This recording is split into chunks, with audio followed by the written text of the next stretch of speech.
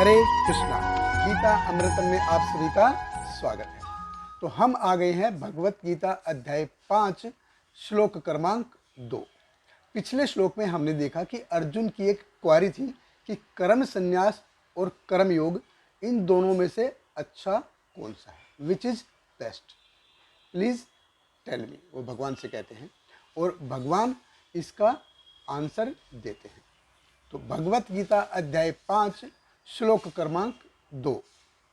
श्री भगवान उवाच संन्यास कर्म योगश्च निःश्रेयस्करो भुवो तयोस्तु कर्म संन्यासात् कर्म योग विशेष्यते।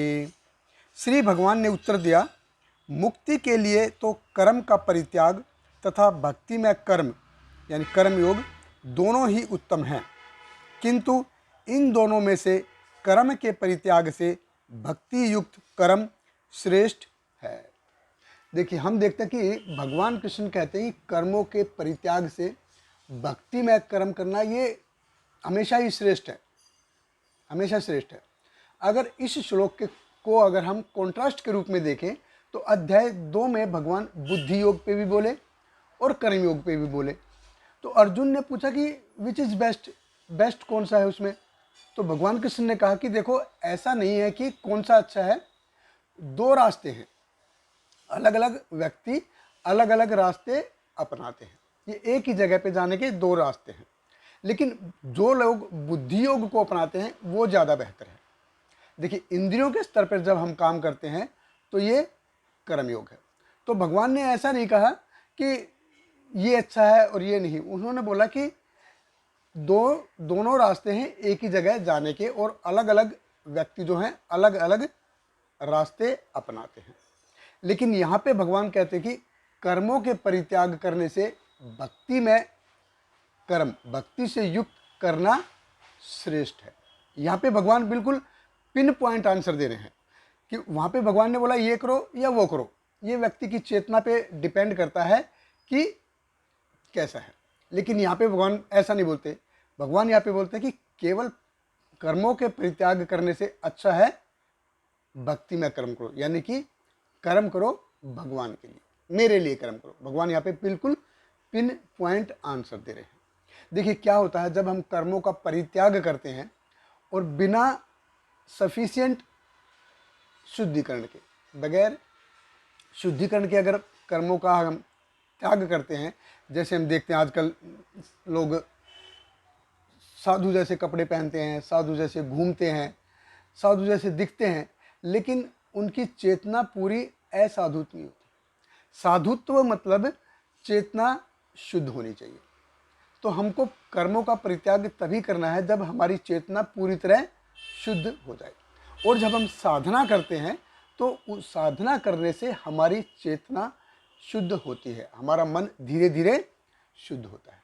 तो जब तक सफिशिएंट प्यूरिफिकेशन नहीं होता है तब तक कर्मों का परित्याग नहीं करना चाहिए, तब तक कर्मों का परित्याग नहीं करना चाहिए।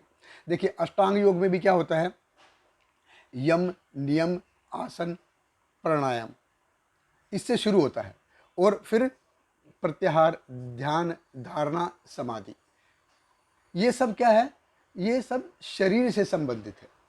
अभी यम, नियम, आसन और प्राणायाम ये स्थूल शरीर से संबंधित हैं और प्रत्याहार, धारणा, ध्यान, समाधि ये सूक्ष्म शरीर से हैं। तो सारा शरीर से ही, अष्टांग योग में भी अगर प्यूरिफिकेशन है तो ये शरीर से ही शुरू होता है। तो जब भगवान का दिया हुआ शरीर है तो इसको हमको ऐसे इस शिष्य में हमको सारी गतिविधियों को ऐसे त्यागना नहीं चाहिए, क्योंकि शरीर जो है भगवान का दिया हुआ है। तो श्रील रूप गोस्वामी बड़े सुंदर तरीके से बताते हैं, अनासक्त विषयान यथा अहम उपयुंजते निर्बंध कृष्ण संबंधे युक्त वैराग्य उच्यते। कि जब हम विषयों से अनासक्त होके कि सारी चीज़ें भगवान की हैं और भगवान की सेवा में लगाते हैं तो ये सही में युक्त वैराग्य है। और जब हम चीज़ों का अपनी इंद्रियों भोग के लिए उपयोग करते हैं तो वो फल्गु वैराग्य होता है। तो श्रील प्रभुपाद जी जब अमेरिका में थे तो उनका एक डिसाइपल एक किसी योगी का एक फ़ोटो लेके आता है और उनको बोलता है कि स्वामी जी, ये जो योगी हैं ये क्लेम करते हैं कि ये पैसे से बहुत ही अनासक्त हैं। अगर कोई इनके बेड के नीचे कोई एक डॉलर का सिक्का रख देता है जहाँ पे, और ये वहाँ पे सोते हैं, तो उस जगह पे सुबह इनको फोड़ा निकल आता है। तो इतना ये पैसे से अनासक्त हैं। तो प्रभुपाद जी बोलते कि मूर्ख है वो। आप मेरे को 10,000 डॉलर दो और उसको गिनते हुए मेरा फ़ोटो निकालो, मैं हंस रहा हूँगा। क्यों? क्योंकि मैं उसको भगवान की सेवा में लगा रहा हूँ। तो सब कुछ छोड़ने से अच्छा है सब कुछ भगवान की सेवा में लगाया जाए। बहुत बहुत धन्यवाद। हरे Krishna. Hare Krishna, Hare Krishna, Krishna Krishna, Hare Hare, Hare Rama, Hare Rama, Rama Rama, Hare Hare.